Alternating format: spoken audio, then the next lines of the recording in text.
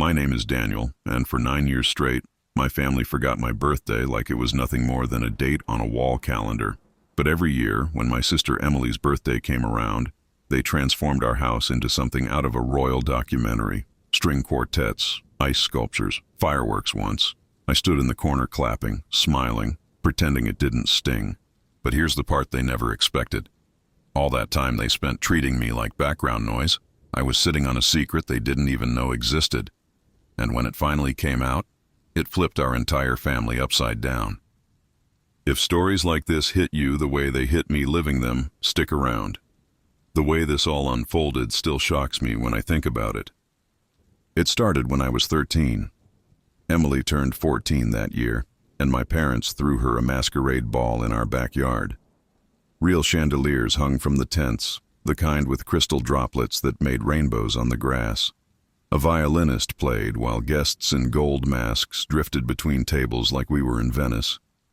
I remember standing behind the dessert table, not because I was helping, but because it was the only spot where no one asked me why I wasn't smiling.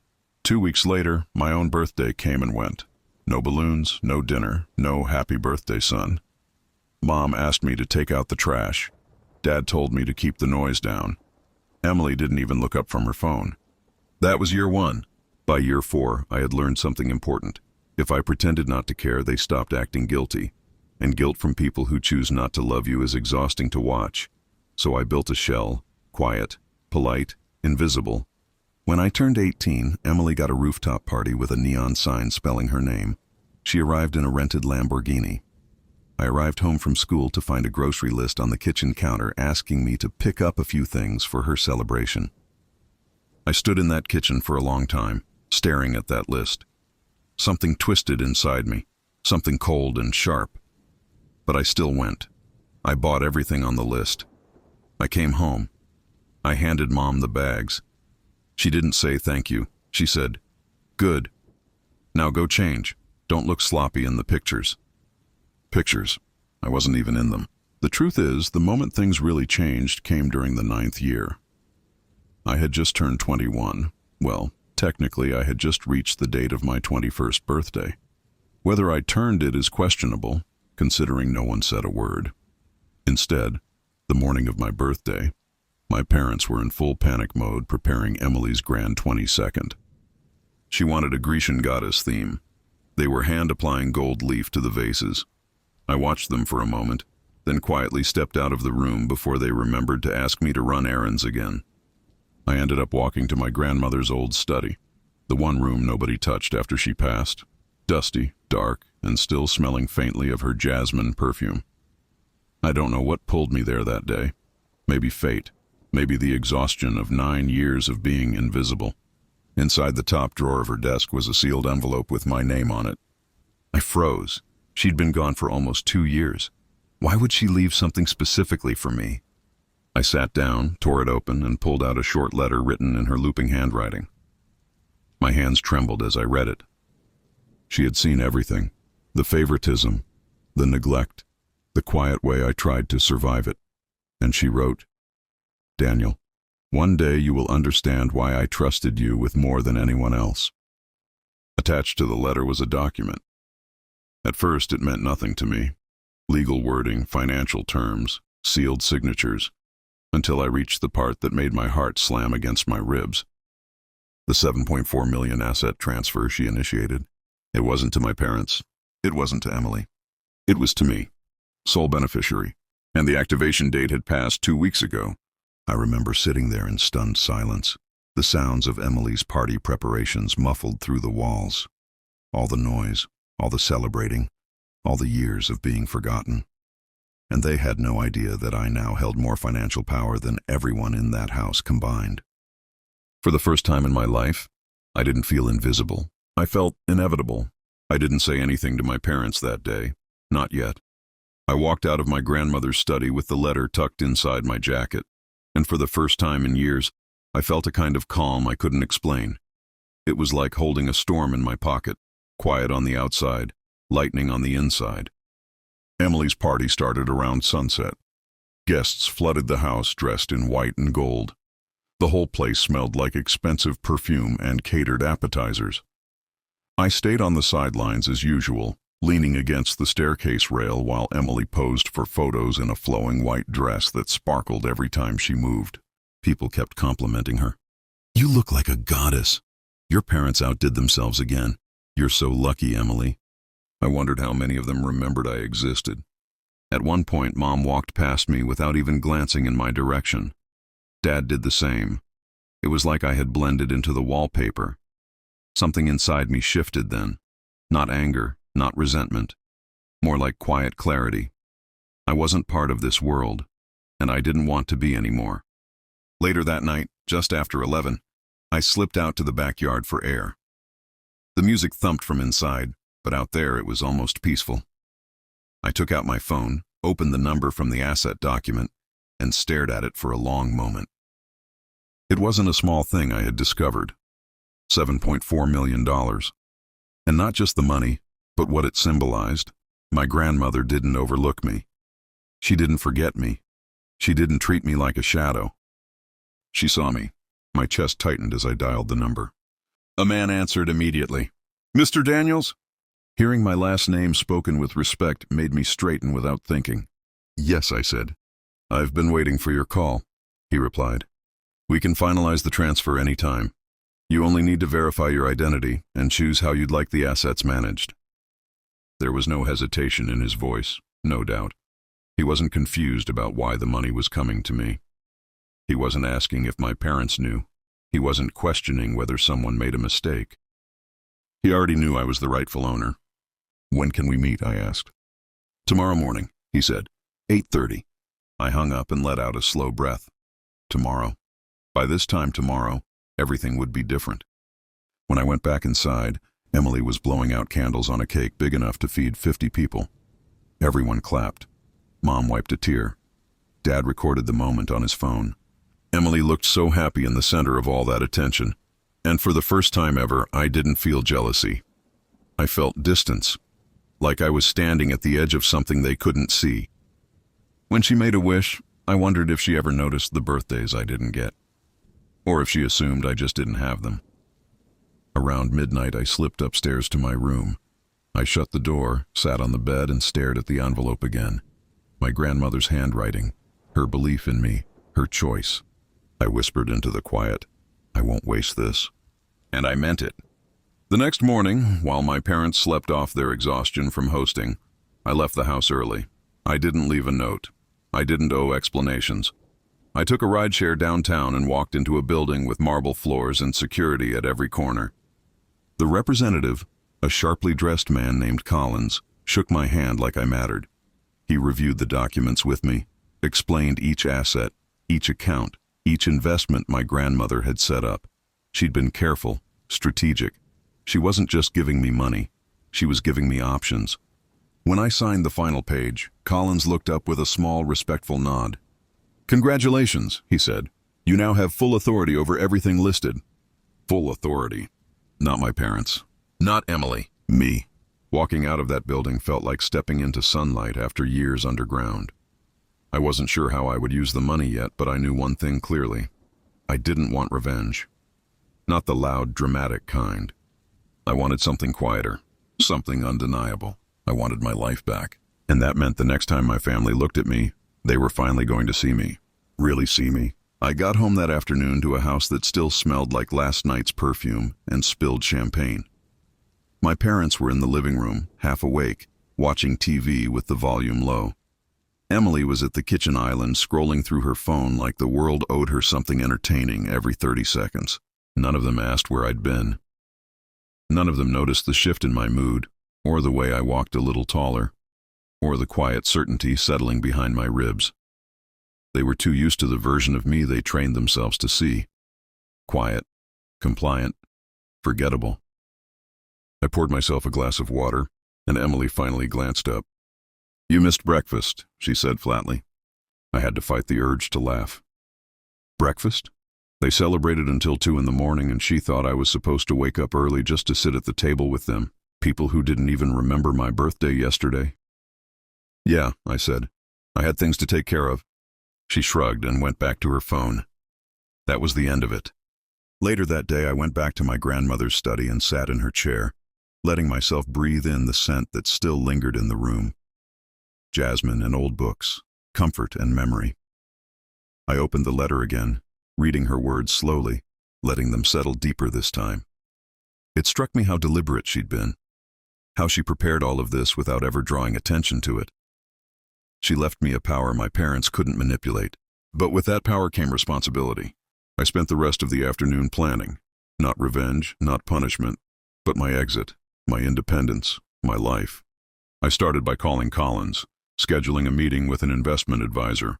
Then I contacted a real estate agent in town to discuss an apartment. I didn't want a mansion or anything flashy, just space, privacy, a door that closed behind me without judgment on the other side. 2 days later, I signed a lease for a sleek one-bedroom downtown with floor-to-ceiling windows overlooking the city. It was the kind of place I'd always imagined living in, a place where silence wasn't cold and neglectful, but peaceful. The morning I moved out, I packed only what I needed: clothes, laptop, a few books, the envelope from my grandmother. Leaving felt surprisingly simple. When you've been emotionally abandoned for 9 years, walking out is less like leaving home and more like stepping into oxygen. Mom saw me by the door and frowned. "Where are you going with all that?" "I'm moving out," I said. The panic in her face was instant. "What? Why now? You didn't even talk to us about this." I held up a single key. "You didn't notice I turned 21 2 days ago." Her jaw tightened, but not with guilt, annoyance. "Daniel, you know we've been busy. Emily's party took weeks of planning." "I know," I said. "Trust me, I've noticed." Emily appeared behind her with a bowl of cereal and a confused scowl. "You're leaving? Since when?" "Since I decided to," I said calmly. Dad turned off the TV. "Do you have money for rent, for food, for anything? You can't just go playing adult like you're ready for it."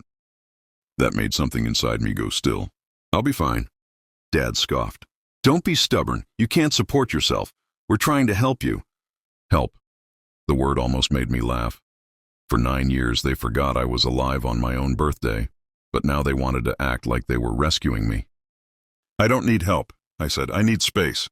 I walked out before they could argue more, leaving their confused voices behind me. I didn't explain the money. I didn't mention the transfer. They didn't deserve that part of my story yet, not until I understood what to do with their sudden concern. Moving into that apartment felt like inhaling for the first time in years. I set my things down, walked to the window, and watched the city pulse below me. Everything felt new, possible. Over the next week, I worked with advisors to understand the assets. Part of the $7.4 million was in a trust. Another part was real estate my grandmother purchased decades ago, property that had tripled in value. There were investments, shares, and accounts I never knew existed. She wasn't leaving me scraps. She was leaving me a future. One night, as I sat on my couch eating takeout, my phone buzzed. It was a message from Emily. "Are you mad at us?" I stared at the text for a long time. The question itself told me everything. She wasn't asking if I was hurt. She wasn't asking if I was okay. She was asking if I was angry at them, as if the only reason I'd leave was to punish them. I typed back, "No, I'm not mad. I'm just done being invisible." Her reply came instantly. "You're being dramatic." I turned the screen off. A few days later, Mom called, then Dad, then Emily again. Their messages grew increasingly frantic. Something had shifted. Me leaving didn't just inconvenience them. It confused them. It disrupted the script they'd been following for nearly a decade. But I didn't respond. Not yet. I wasn't ready to step back into that house. Not until I understood what my grandmother truly wanted from me. And that clarity came 1 week later when Collins called and said, "There's one more document we need to discuss. It's unusual." I met him the next morning in his office. He handed me a sealed envelope, older than the first, the paper slightly yellowed. "This one was meant to be opened only after you accepted the assets," he said. My pulse quickened. I opened it carefully. Inside was another handwritten note from my grandmother, along with a single sentence written in bold ink at the bottom. Her message was simple. "Use this to build the life they never gave you." And that's when I understood. She hadn't given me money to get even. She gave me freedom, real freedom, but freedom always comes with decisions, and the next decision would change everything. I left Collins's office with that second note in my pocket and a strange heaviness in my chest. Not fear, not confusion, something else. The kind of weight you feel when you realize someone believed in you more than you ever believed in yourself. My grandmother hadn't just left me money, she'd left me direction. A quiet push into a life I was supposed to design instead of endure. The problem was, I had no idea what that life looked like. For years, everything I did was shaped around trying not to disappoint my parents, trying not to stand out, trying not to hope for things I wasn't meant to have. Now I had choices, real ones, and they intimidated me more than my family ever had. I spent the next few days walking the city, thinking, planning. Every coffee shop, every park bench, every quiet corner gave me space to ask myself questions I'd never asked before. Who was I when I wasn't trying to earn a place in my own home? What did I want? Quiet, simple stability, big ambition, something meaningful, something loud. The answer came unexpectedly one afternoon when I wandered near a community center I used to visit as a kid. There was a group of teenagers playing basketball on the cracked court, their voices sharp with competitiveness and laughter. I remembered standing on that same court when I was 12, watching older kids play because I was too shy to join. My parents barely knew the place existed. A boy missed a shot and the ball rolled toward me. I picked it up and handed it to him. "You play?" he asked. "Not well," I said. He grinned. "Doesn't matter. Come on." I played with them for half an hour, badly, like I predicted, and laughed more than I had in months. When I finally stepped aside, tired and sweaty, the center's director recognized me. "Daniel, haven't seen you in years." We talked for a while. She told me about funding cuts, staff shortages, programs they had to cancel. She kept apologizing for rambling, but I didn't mind. Something inside me was settling, aligning, clicking into place. I could help places like this. I could build something instead of breaking something. My family had spent years ignoring me, and I didn't want to spend my future thinking about them. I wanted to think forward. That night, I drafted my first plan, a grant program for community spaces, funded quietly through my grandmother's trust. No one needed to know it came from me. I wanted the impact, not the praise. Just as I finished writing the first outline, my phone rang. "Mom." I stared at the screen, debating. I knew ignoring them forever wasn't realistic. At some point, I'd have to face the fact that my disappearance wasn't going unnoticed anymore. I answered. Her voice was sharp with worry. "Daniel, where are you? We've been calling for days." "I needed time," I said simply. "Time for what? You could have told us before running off." Running off, as if I were a teenager rebelling instead of an adult making a decision. "Mom," I said calmly, "I'm 21. I didn't run, I moved." She went silent. Then, "Is this because of Emily's party?" For a moment, I didn't speak. What would even be the point of explaining 9 years of emotional neglect to someone who couldn't remember a single birthday? "No," I said. "It's because I needed a life that wasn't shaped around being overlooked." Her tone sharpened. "You're being ridiculous. Your father and I always supported you." "In what way?" I asked. Another silence, longer this time. Then a sigh. "Can you just come home? We need to talk." I didn't want to. But something told me this conversation wouldn't go away on its own. Eventually, the truth always finds a door to knock on. "I'll come by tomorrow," I said, and hung up. The next morning, walking through the front door felt different, heavier. My parents sat in the living room, stiff and tense. Emily hovered behind them with her arms crossed like I'd personally offended her by finding independence. Mom was the first to speak. "We feel like you're pushing us away." "I'm not," I said. "I'm just done accepting the way things were." Dad leaned forward. "You can't expect us to apologize for every little thing." "Little?" I repeated softly.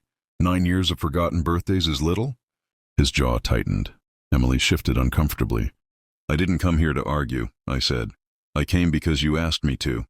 Mom finally spoke with something like uncertainty in her voice. "We didn't know you felt ignored." That stung, not because she said it, but because she believed it. "You didn't know because you never asked," I said. It was easier to assume I was fine quietly disappearing. Dad exhaled. "Look, Daniel, your sister always needed more attention growing up. She had more friends, more activities." I raised a hand. "I'm not asking for excuses. I'm telling you why I left." Emily frowned. You could have said something. I did, I said, many times. You just didn't listen. None of you did. The room fell quiet. Not out of guilt. Their silence was confusion, maybe frustration. A family used to thinking they were good people, suddenly confronted with the realization that good intentions don't erase neglect. Finally, Dad stood and said, "Look, if you need space, fine. But don't make it sound like we failed you." I stared at him for a long time. "You didn't fail me," I said softly. "You just weren't there." The moment I said it, something inside me settled. A knot untied, a truth released. I didn't need their apology anymore. I didn't need anything from them. When I left the house, the air felt lighter. My phone buzzed as I reached my car. It was a message from Collins. "Everything is ready. When would you like to initiate the first phase of the plan?" For the first time, the idea of leading something didn't scare me. I typed back, "Tomorrow morning." It was time to build the life my grandmother knew I could. And it was time for my family to learn the truth. Not out of anger, but out of inevitability. Because soon, everything would change. The next morning I woke before sunrise. The city outside my window was still half asleep, lights flickering like distant thoughts. I dressed slowly, deliberately, feeling the weight of what the day would bring. It wasn't revenge. It wasn't triumph. It was something quieter and deeper. Closure. Collins met me at his office with a folder already waiting on the table. "Everything is prepared," he said. "The foundation documents, the financial structure, the anonymized giving channels. All we need is your final approval." I sat down, took a breath, and opened the folder. My grandmother's name was on every page. Her planning, her foresight, her quiet rebellion against the neglect I endured. She must have seen it long before I ever understood it. She'd known what my parents were. Busy, image-obsessed, blind to anything that didn't shine under a spotlight. She knew Emily would grow up praised and celebrated, and that I would grow up overlooked. She didn't try to change them. She simply made sure I'd have a way out. And now I did. The first phase of the plan was simple. Establish a charitable foundation focused on community development.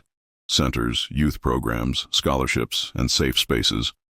But the second phase, that one was more personal. "Are you certain about this part?" Collins asked carefully, tapping one section of the document. "Yes," I said. "It's the only way they'll understand." The second phase was a legal transfer notification, one that would be delivered to my parents. It didn't tell them everything, but it revealed enough. That I now controlled all the assets my grandmother left behind, and that none of it involved them. Not out of spite, out of truth. I signed the documents. The final signature felt like the last stitch closing a very old wound. When I left the office, the sun was rising fully now, casting long gold streaks across the buildings. I felt steady, clear, like the version of me who used to hide behind party decorations was long gone. I didn't plan on telling my family immediately, but fate has a way of moving faster than we do. That evening, while I was unpacking groceries in my quiet apartment, my phone lit up with a string of messages from Mom. "Call me. We need to talk." "Daniel, this is serious." Then Emily, "What did you do?" Then Dad, "We got a letter. You come here tonight." I stared at the phone for a long time. Part of me wanted to ignore it, but another part, the part that finally felt like an adult, knew it was time to end the unfinished conversations between us. I drove to their house after dark. It was strange pulling into the same driveway I'd grown up in, but now as someone they no longer knew.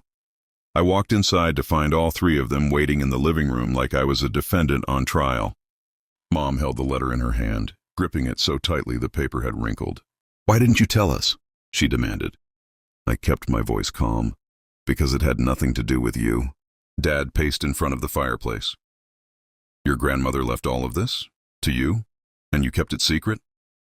"She left it to me because she saw what was happening," I said. "She saw the years you forgot about me." Emily crossed her arms. "You're making it sound like we abused you." I shook my head. "Neglect isn't always loud, Emily. Sometimes it's just the absence of being noticed at all." Mom looked at me like she was staring at a stranger. "We never meant to hurt you." "I know," I said. "And that's why this isn't revenge. I'm not here to punish anyone. I'm here to tell you that I'm living my own life now. one that doesn't revolve around being invisible. Dad stopped pacing. And you're just cutting us out? No, I said. I'm just not dependent on you anymore, and you're not entitled to what my grandmother left me. The silence that followed was heavy, filling every corner of the room. They weren't angry about losing the money. They were angry about losing the control they thought they still had.